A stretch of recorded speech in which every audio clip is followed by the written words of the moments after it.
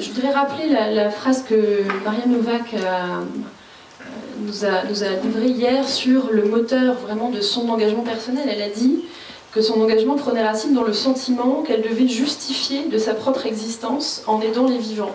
Alors, le moteur de nos engagements respectifs n'est certainement pas pour tous aussi extrême, aussi existentiel, mais pour autant, vous avez compris que pour chacun de nous, il y a une racine vraiment profonde, individuelle, qui vient d'un événement, d'une rencontre, d'une conviction très forte.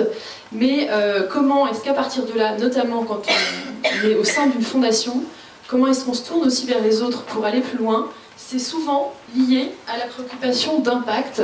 C'est un petit peu ce qu'a dit Denis avec Break Poverty Foundation, et ce qu'on François de Biès exprimait ainsi, c'est en touchant les limites de leur action personnelle que les philanthropes peuvent se tourner vers des stratégies collectives liées à des préoccupations d'impact. Alors, pour voir comment on s'y prend, on vous propose de commencer en vous présentant quelques exemples de dynamiques collectives très concrètes qui ont existé, qui existent aujourd'hui et qui, bon an mal an, fonctionnent. Donc chacun des intervenants, et c'est certainement pour ça qu'ils ont été choisis ce matin, ont des exemples à vous présenter. On va commencer par vous, Rada Hatem. À la Maison des Femmes, vous avez réussi à réunir autour de vous tout un collectif de fondations. Ça ne s'est pas fait tout seul, ça n'a pas été simple. Racontez-nous cette démarche autour de votre projet. Oui, effectivement, c'est pas simple du tout, surtout quand votre métier de base, c'est de soigner les gens et pas de lever les fonds. Donc, quand j'ai eu cette idée de construire un lieu, qui évidemment devait être dans l'hôpital, puisque je suis praticien hospitalier, donc mon employeur c'est l'hôpital, je suis allée voir ma directrice, oui, et oui, plus près, d'accord. Je suis allée voir ma directrice en lui disant, voilà, j'ai ce projet, qu'est-ce que vous en pensez? Elle m'a dit, c'est génial. Allez-y, j'ai pas un radis, on est en été, on vient de reconstruire un bâtiment, mais j'ai un bout de terrain au fond de l'hôpital, je vous le donne, débrouillez-vous. Bon, donc débrouillez-vous, pour moi, ça voulait pas dire grand-chose, ce qui fait que j'ai pas mal tâtonné en me disant, mais qui peut donner de l'argent pour construire une structure pour des femmes? Donc j'ai tapé sur internet, fondation, femmes, vulnérables, enfin j'ai tous les mots-clés, et je suis tombée sur L'Oréal. Bon, je dis, mais oui, bien sûr, parce que je le vaux bien, et j'ai écrit à L'Oréal. Et voilà, c'est bon, après on est devenus très amis, mais j'ai reçu un premier courrier disant, chère madame, votre idée est fantastique, malheureusement chez L'Oréal, nous ne nous occupons que du bien-être des femmes. Et là, j'étais extrêmement dépitée, parce que je me suis dit, et moi, je m'occupe de quoi? Alors, bon, c'était parti pour un tour, donc j'ai continué à farfouiller dans le net, j'ai écrit à Raja, Fondation Raja. J'ai reçu une réponse, c'est très bien, mais nous ne nous occupons pas de ça. Or, le cœur même de la Fondation Raja, c'est quand même les violences faites aux femmes. Donc je me suis dit, tu t'y prends mal, et j'ai commencé à chercher des êtres humains auxquels je pouvais parler. Et c'est là que l'affaire a basculé, parce que je suis tombée sur Céline Bonner de la Fondation Kering, que j'ai eu en direct au téléphone. Quand je lui ai dit, voilà madame, ce que j'aimerais faire, je me suis entendue répondre, mais c'est génial, je viens vous voir la semaine prochaine. Et c'est comme ça que ça a commencé, c'est-à-dire que la Fondation Kering, dont l'objet est également les violences faites aux femmes, a décidé que ce projet-là valait la peine qu'elle s'y intéresse. Et puis, j'ai été invitée à un club des fondations, qui n'est pas le vôtre, à présenter ce projet collectivement. Et dans ce club, il y avait elle, Raja, L'Oréal, Seb, Lacoste, Bouygues, et une fois que j'avais fini de présenter mon projet, Karine Dudemaine de la Fondation Elle s'est levée, et je m'en souviens très très bien, elle a dit, écoutez les filles, parce qu'il y avait quand même 99% de filles, ça fait longtemps qu'on cherche un projet collectif qu'on pourrait porter en France. Et je crois qu'on l'a trouvé. Et je pense que c'est ce jour-là que mon destin a basculé, parce que plusieurs fondations, alors pas tout le monde évidemment, on n'est pas chez les bisounours, mais au moins 3 ou 4 sont venus me voir en disant, ça m'intéresse, envoyez-moi un dossier. Et avec Kering, Elle, Raja, rattrapé par L'Oréal après, on a pu toucher Terre Plurielle de Bouygues, Air France, Aéroport de Paris, Sanofi, Roche, et d'autres, je suis désolée, je ne me souviens pas de tout le monde, mais tout ça est sur notre site. Alors évidemment, chacun a donné de manière, en fonction de ses budgets, mais l'enthousiasme a été collectif, et vraiment c'est ce qui m'a permis de démarrer. Alors, il y a deux sortes de fondations, en tout cas dans mon expérience. Il y a celle qui disait « ça m'intéresse, c'est one shot, je te donne, mais au revoir, merci, très bien ». Et puis il y en a qui m'ont dit « écoute, moi je ne suis pas un chéquier, ce qui m'intéresse c'est de construire avec toi, c'est d'avancer dans ton projet avec toi et de faire partie du board qui réfléchit à ce truc-là ». Et c'est 4 ou 5 fondations, donc ça fait 4 ans qu'on travaille ensemble. On a construit la petite maison, on l'a inaugurée, elles étaient toutes là. On se voit 2 fois par an pour certaines et bien plus souvent pour d'autres, pour faire le point, pour évidemment je leur envoie régulièrement un bilan d'activité. Quand j'ai une nouvelle idée, on se réunit pour en discuter. Quand j'ai des difficultés financières, on réfléchit à des stratégies ensemble. Et elles sont extrêmement investies dans le projet, c'est un vrai bonheur. En plus de ça, leur journée de solidarité, le Caring Day ou la journée de Sanofi par exemple, elles nous envoient des salariés qui sont extrêmement heureux de passer du temps avec nos femmes. Je me souviens de la première journée de Caring où le PDG le DRH, je crois, était venu faire des gâteaux au chocolat avec les femmes le matin pour le repas avant de leur apprendre à faire leur CV l'après-midi. Les salariés de Sanofi sont venus à, je ne sais plus, 30, organiser un Noël. Ils sont tous repartis en disant « on vient quand tu veux ».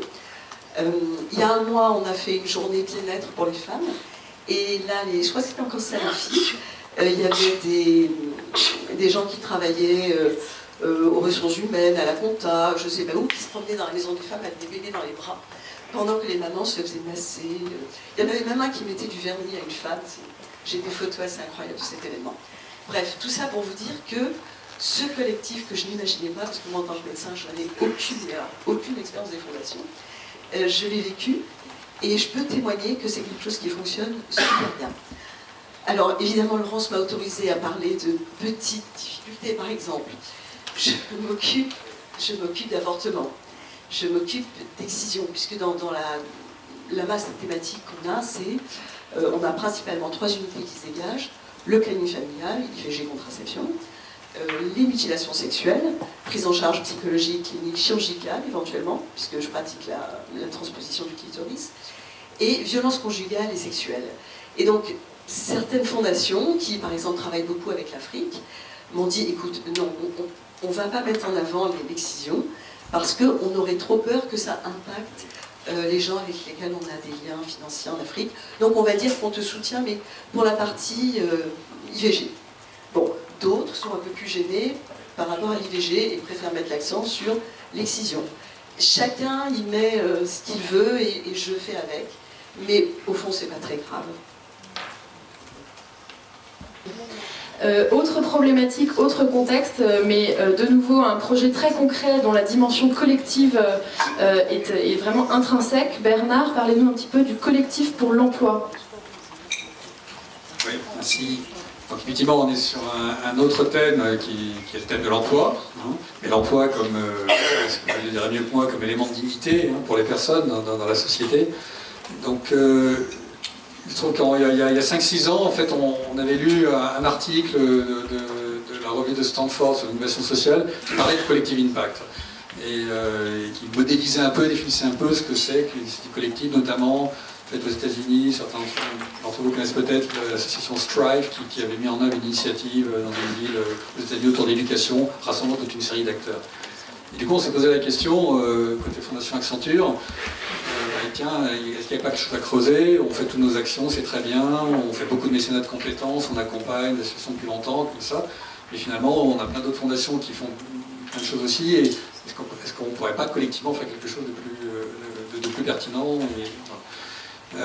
et ça rejoint également votre point, c'est une question de personnes aussi, de rencontrer avec des personnes, donc en discutant très concrètement, avec alors Delphine Lalu qui est ici, donc, la fondation d'AG2R La Mondiale, avec Bruce Roche et ADECO, avec Arnaud Habert de Vinci Insertion Emploi, que certains d'entre vous connaissent peut-être, avec SFR, Yann Tanguy de la fondation SFR.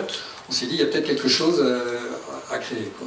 Et donc on a commencé à parler, discuter, de se dire, mais tiens, si on se rassemblait, donc 5 entreprises, fondations d'entreprises, pour regarder ce sujet de l'emploi, avec quelques commissions au départ en disant on va travailler sur des territoires, c'est une thématique qui est familière beaucoup ici, donc en disant on parle d'un territoire, On arrive, nous, 5 entreprises qui sont des grosses entreprises, hein, Adecco, AG2R, Accenture, etc. Avec des gros... Comment on va, si on débarque comme un chien dans un jeu de quilles, là, ça ne va pas fonctionner, qu'est-ce qu'on va faire? Donc, mais en même temps, on avait une intuition que ça pouvait avoir le coup de se rassembler. Et donc on a dit, on va aller justement sur ces territoires, on va choisir des lieux, et donc qui font du sens par rapport à telle ou telle entreprise. Typiquement, on est en Seine-Saint-Denis, parce que SFR est son siège social en Seine-Saint-Denis. On est à Marseille, parce que Vinci, comme AG2R, avait une grosse activité à Marseille. On est à Lyon, parce que à Villeurbanne, précisément, Adecco également est très présent là-bas. Donc on s'est dit, regardons effectivement sur ces territoires, sur un sujet de l'emploi, on a choisi plutôt des thématiques autour, on a dit, il y a des métiers dits en tension, on sait qu'il y a de la demande, les entreprises ont besoin de recruter, et en même temps, il y a pourtant des taux de chômage, et donc est-ce qu'il n'y a pas quelque chose à faire là-dessus?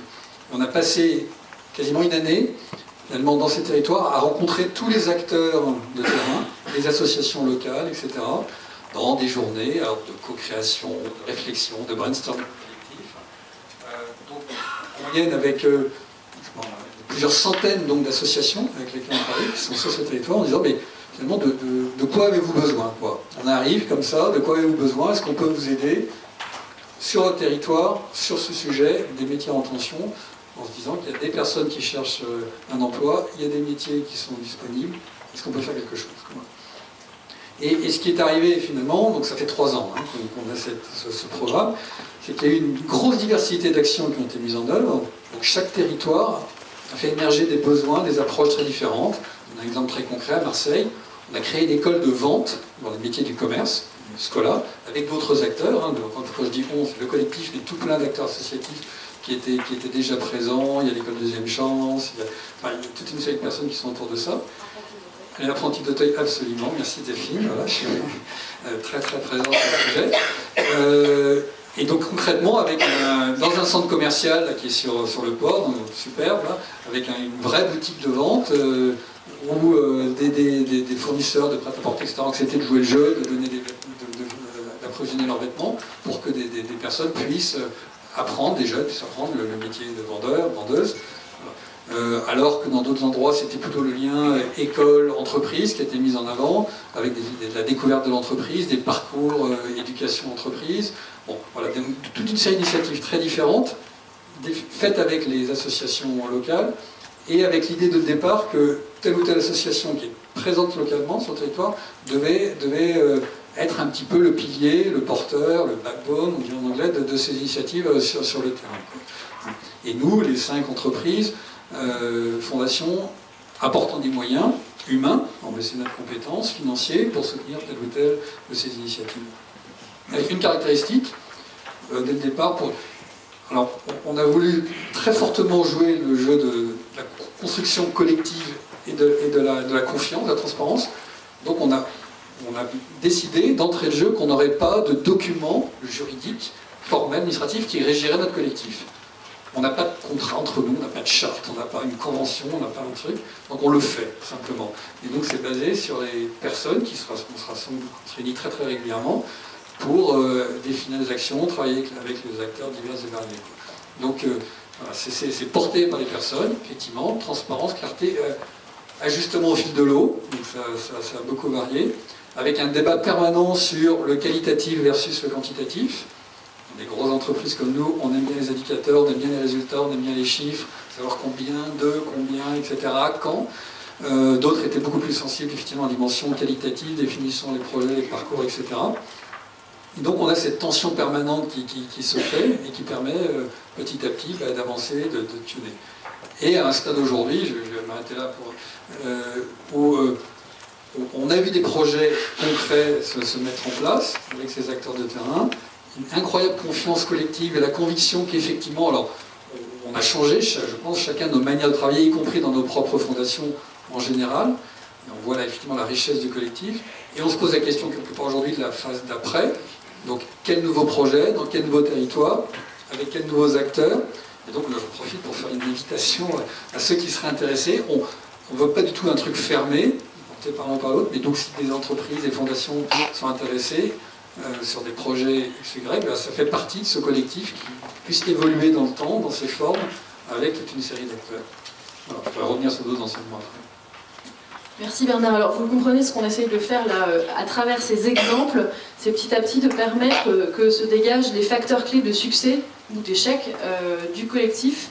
Il y en a quelques-uns là qui ont été mentionnés. Il y a notamment une question qui traverse cette question du collectif, qui est la question du degré de formalisation dont on a besoin. Hier, on a dit dans la plénière que l'engagement, c'était en quelque sorte un contrat.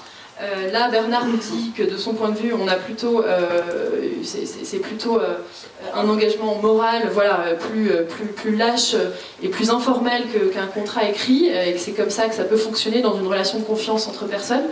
Il y a peut-être d'autres avis dans la salle, vous pourrez nous partager cela.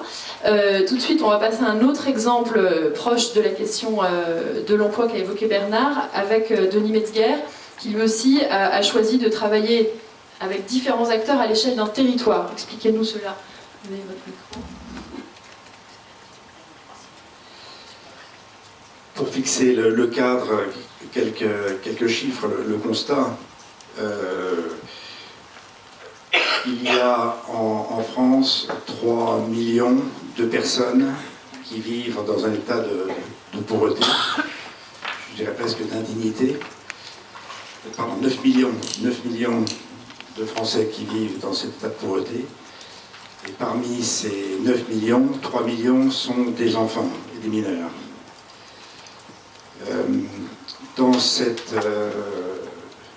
Face à ces difficultés, l'État fait ce qu'il peut. Nous sommes dans une social-démocratie qui arrive à compenser certaines inégalités. Grâce à l'impôt prélevé, grâce aux contributions, on arrive à faire en sorte que la France fait partie des pays de tête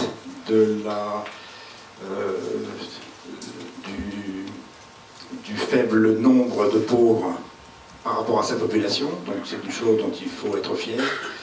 Mais compte tenu de l'ambiance générale et des propos de certains présidents de la République qui trouvent qu'on dépense un pognon dingue, on peut imaginer qu'on arrive à la fin d'un système et qu'il faut regarder la pauvreté avec un œil nouveau pour essayer de trouver des solutions. Pour moi, c'est un parcours qui est nouveau. C'est-à-dire que je suis allé dans les parcs d'immeubles, dans les zones rurales, pour voir comment les pauvres vivaient dans notre pays. Et j'avoue que j'ai beaucoup appris et j'ai été absolument sidéré par ce que j'ai vu. D'ailleurs, pas tellement dans les zones urbaines, puisqu'on a beaucoup de reportages qui le montrent, mais dans les zones rurales, on voit une pauvreté que l'on n'imagine pas. Face à ce constat que l'État n'y arrivera pas seul, que l'État, d'une façon ou d'une autre, soit se désengagera, soit ne s'engagera pas plus, il convenait de trouver des solutions. Et les associations font un travail formidable, mais manquent souvent de moyens, manquent souvent d'ambition, faute de moyens, sont souvent dans l'urgence au quotidien, ont du mal à reprendre une vision et à reprendre des plans stratégiques qui leur permettraient d'avoir une action plus efficace. Les entreprises, elles, sont totalement déconnectées de ce monde réel. Pas les groupes de CAC 40, et pas les plus grandes sociétés mondiales de conseil qui font des choses extraordinaires, mais de façon générale, l'entreprise est totalement déconnectée de ce monde du social. Un chiffre, quand on regarde le mécénat, qui est d'ailleurs plutôt le fait des grandes entreprises, seulement 17% des actions du mécénat vont à l'engagement social. Et ça, c'est quand même pas mal que ce chiffre de 17% puisse arriver à 34% assez rapidement, compte tenu de l'état des lieux. Donc nous nous sommes trouvés confrontés à cette grande idée que sans mobilisation collective, on n'y arriverait pas, et que d'autre part, les parties en présence se trouvaient chacune dans une forteresse. Les associations, je pense que ceux qui ont été dans l'entreprise et dans l'initiative connaissent le divorce culturel entre le monde associatif qui pense que l'entreprise c'est le démon et l'entreprise qui pense que l'association c'est l'inefficacité. Donc réconcilier ces acteurs, était définitivement un défi auquel nous avons pensé nécessaire de nous atteler. Comment réconcilier l'entreprise et le milieu associatif. Nous avons essayé de trouver un projet pilote. Nous avons conçu un outil, un projet pilote au service des entreprises. Et ce dispositif que nous avons conçu est un dispositif par lequel on inciterait les entreprises à donner plus dans le cadre du mécénat. Comment inciter les entreprises à donner plus dans le cadre du mécénat au profit de la grande exclusion et de la jeunesse?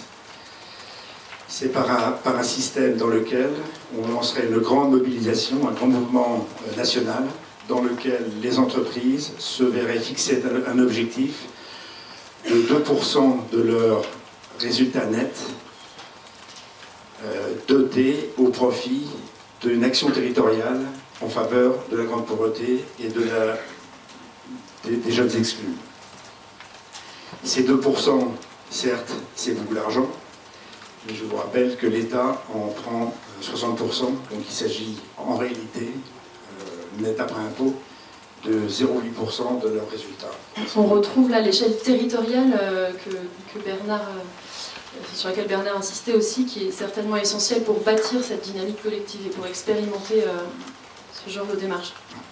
Donc oui, absolument. Donc, j'arrive au territorial. Donc la grande idée, c'est de créer un mouvement national, et ceci va se faire probablement par voie législative, afin d'inciter les entreprises à s'engager. C'est un engagement qui serait volontaire, mais un engagement qui serait publié. Donc les entreprises se trouveraient devant l'obligation de publier dans leur rapport annuel ou sur leur site internet l'engagement qu'elles auraient pris en matière d'engagement social. Il a fallu ensuite, bien sûr, la deuxième étape, c'était de dire est-ce que ça marche? Est-ce que c'est simplement une grande idée ou est-ce que ça marche? Et nous avons prospecté 3 territoires, Lunéville, Roubaix et Romans-sur-Isère, pour essayer de trouver un territoire sur lequel nous pourrions implanter cette idée d'action commune entre les associations, la municipalité et les entreprises. Nous avons choisi Romans-sur-Isère. Nous avons été pour la première fois à Romans-sur-Isère le 10 avril. Nous avons sélectionné une vingtaine d'entreprises, 21 exactement, que nous avons réunies de façon collective, que nous avons été revoir de façon individuelle une deuxième fois pour leur proposer un mécanisme et des projets avec un objectif qui serait de réduire le nombre de NEET.